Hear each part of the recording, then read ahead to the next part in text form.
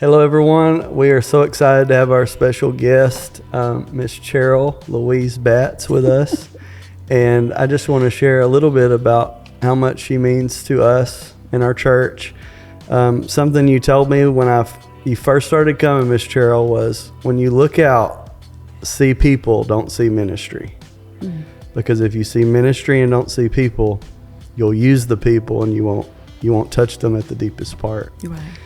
And just your voice consistently in my wife and I's life and calling us to higher standards and to step into what God has on our life and to see that means so much. And so I just want to honor you, first of all, and just say, just as your pastor, I'm so honored.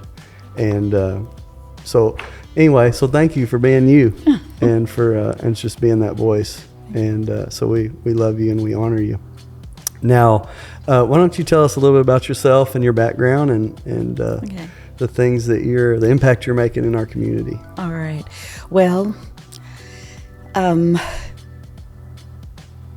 after we talk about what I do and who I am at the church, I think that my community actually has, in the past 5 years, earned and gained a new Cheryl. Because when I came, I had just been so focused on Phoebe. Now, true enough, I really believe that Phoebe, which is to me a marketplace ministry that God gave me. For sure. And my ministry, a lot of people don't see it as ministry because marketplace is kind of different. Sure. But in that, there's a lot of love. There's a lot of passion.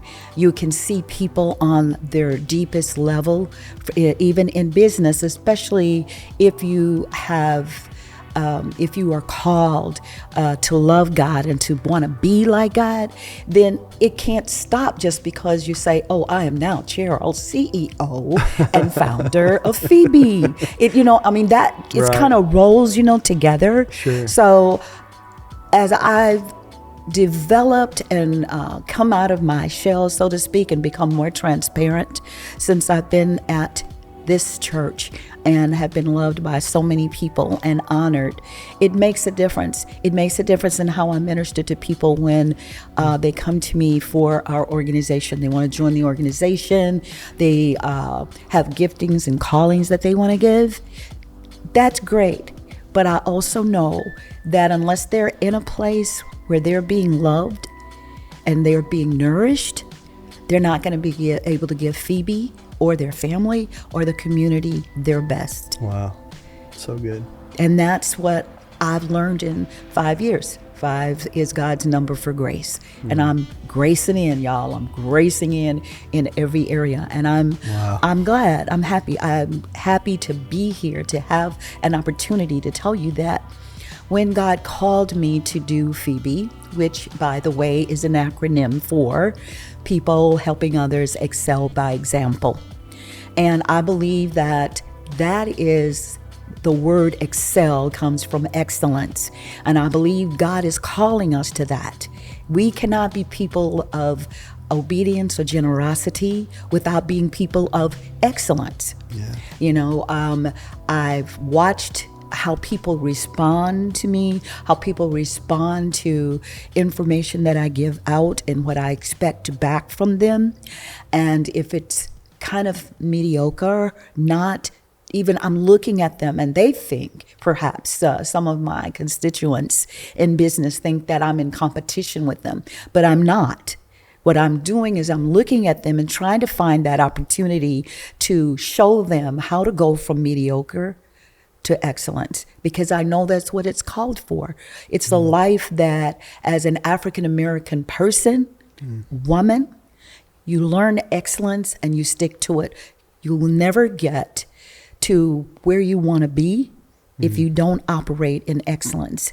And unfortunately, we're headed into Black History Month, so I take this opportunity to say that being African American, being Black, being colored, you have to be a tiny bit stronger, but with love, to let people know I'm not your average person here. I've let God work in me real deeply.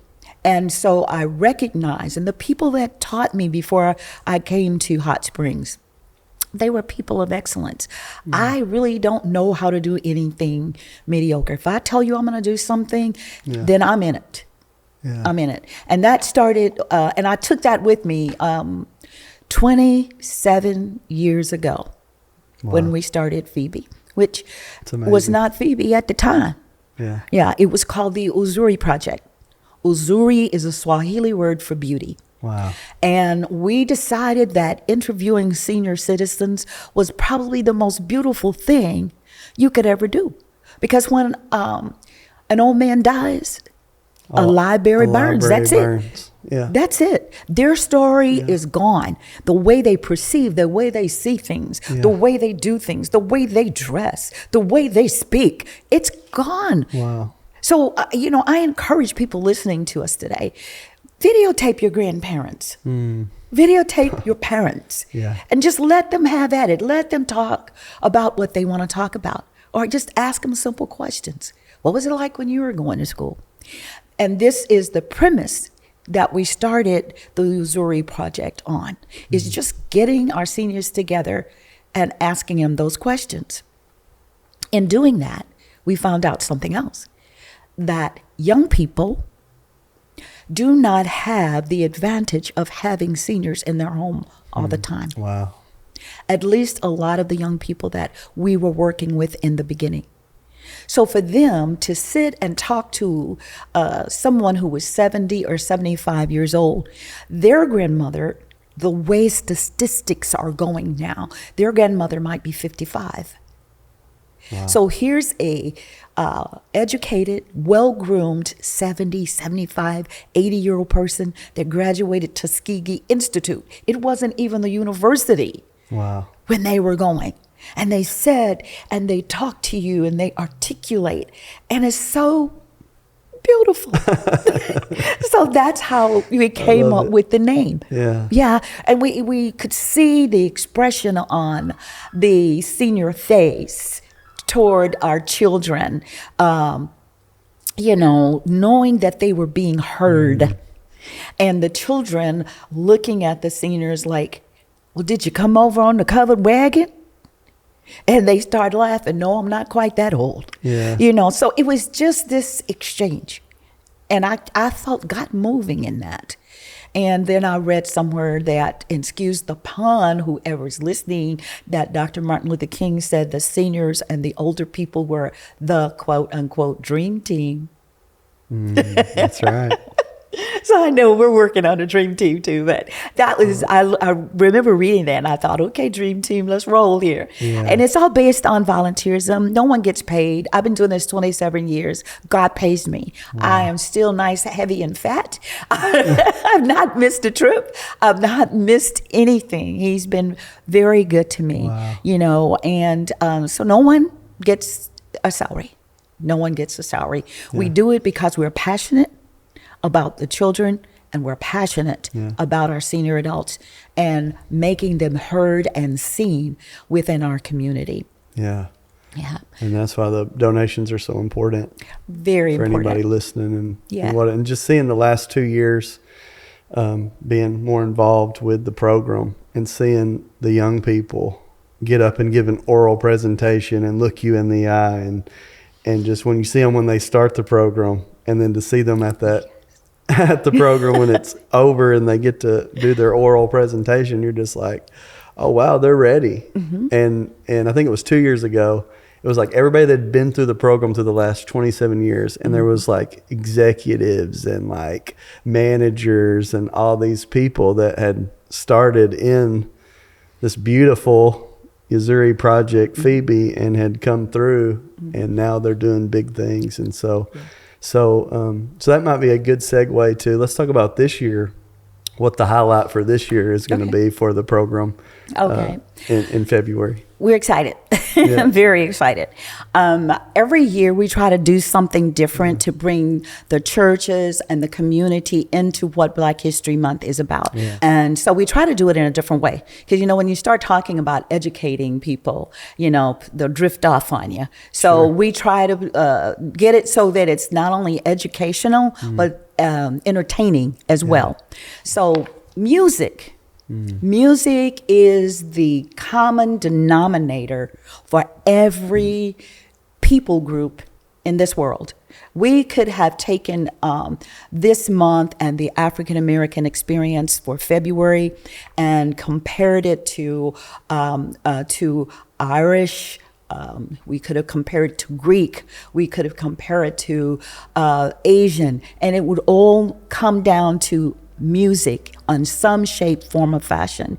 That is the common denominator for February for the African American experience, and put it within the 3 areas that we chose, which would be slavery, the Great Migration, and the Civil Rights Movement. Wow. Those are 3 major So it's a soundtrack yes. to the people as they progressed Yes. towards what God was putting in their hearts, and it was giving the people a voice and a hope when they maybe didn't even have anything. Exactly. But all they had was a song. That's it.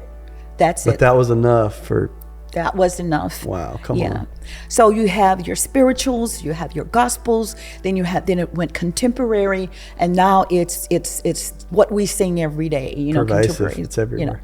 And so we're going to do that. We're going to end with pageantry. We're going to end with Jehovah Jireh. He is our provider. He wants us to be together. He wants us to sing the same songs. He wants us to understand each other. Yeah. He wants us to understand that the institution of slavery was a horrible thing that most people want to sweep under the rug. But God doesn't want it swept under the rug. He wants us to understand how it left a people group despondent and broken and in an internalized inferiority complex that most people pay no attention to. Wow. I'm constantly getting deliverance from that myself. That's why I can say that I love this church. I love Lakeview.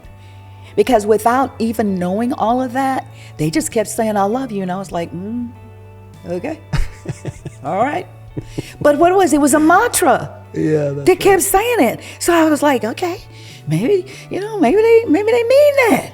Wow. And then pretty soon the mantra began to do in me what songs do to people. And that is to uplift, to encourage, to give you hope.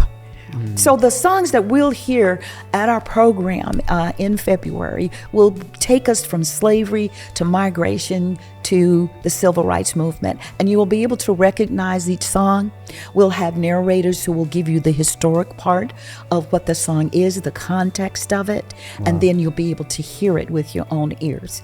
And so we're excited about that. So the event sounds just incredible. What are the outcomes you're hoping after this event? Well, there are 4 outcomes that we hope will happen. One is community unity. We want to foster a sense of unity and shared identity through the songs. Wow. That's one. 2, historical understanding, to deepen the participants, the audience that comes, their understanding of the historical context in which gospel music was created. Wow. And then the cross-cultural dialogue to facilitate meaningful conversations that next time you are in the presence of an African-American president, you can have something you can put your teeth into to talk to them about. Love it. That doesn't, Common that's ground. not offensive. You know what I'm saying? Because you've sat through it. You understand. And then, of course, the educational impact to provide that educational experience for the students, the educators, and the historians that are in the audience, that this really is a good way to get information across. Wow. Yeah. It's awesome. It's beautiful. So if you would at this time look into the camera, tell people how they can connect with you and how they can attend the event, dates, times, and that kind of thing. And just like an invite. Okay. Yeah. Well, we are certainly extending an invitation to Hot Springs and all the surrounding areas. We want you to join us on Saturday, February the 24th at 5 o'clock p.m. And yes, we will be on time.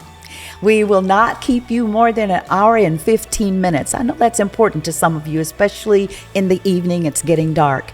But we will be at Emmanuel Christian Fellowship Church, which is located at 1536 East Grand Avenue, very close, right within the city, just before you go into Little Rock. So we want you to come. Be prepared to receive, be prepared to give, but we're going to ask you to give. We're not going to ask you to pay to get in. Free admission. We want you there so bad. It's free admission. We know you're going to enjoy yourself. Like a good restaurant, you give when you know you've been fed, and we're going to feed you real good.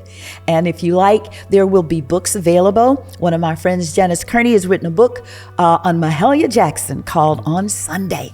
And she's been invited to come and bring her book. And you'll also be able to pick up a book on John Lee Webb. Now that's another story. Thank you so much. We're going to look forward to seeing you on Saturday, February 24th at 5 p.m. If you need me, call me, 501-624-9400. Thank you. I'm also on Facebook. On behalf of Lakeview Assembly and Phoebe, we just want to encourage you to be a part of this program. It's going to be so good. Would you just celebrate Black History with us and come? This is the year of generosity, so we want you to come with lots of money and support, and we just want to wrap our arms around our community and say we love you and we are here with you and we stand with you. And so I can't wait to see you there.